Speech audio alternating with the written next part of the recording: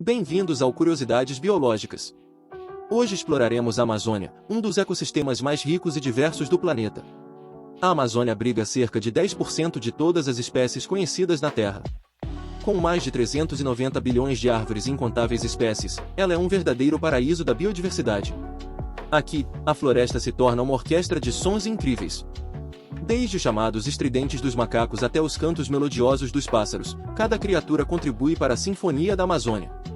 Uma das curiosidades mais intrigantes é a camuflagem perfeita adotada por muitos habitantes da floresta. Borboletas que imitam folhas e insetos que se confundem com troncos, um jogo de esconde-esconde evolutivo. A Amazônia não apenas cativa com sua beleza, mas também oferece curas. Plantas como a quina e a unha de gato contêm compostos medicinais valiosos, sendo estudadas por suas propriedades terapêuticas.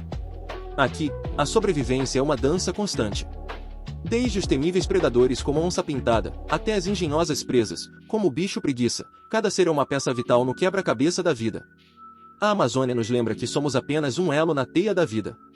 Nesse incrível ecossistema, cada criatura desempenha um papel único, formando um tesouro vivo que devemos valorizar e proteger. E assim, nossa jornada pela flora e fauna da Amazônia chega ao fim.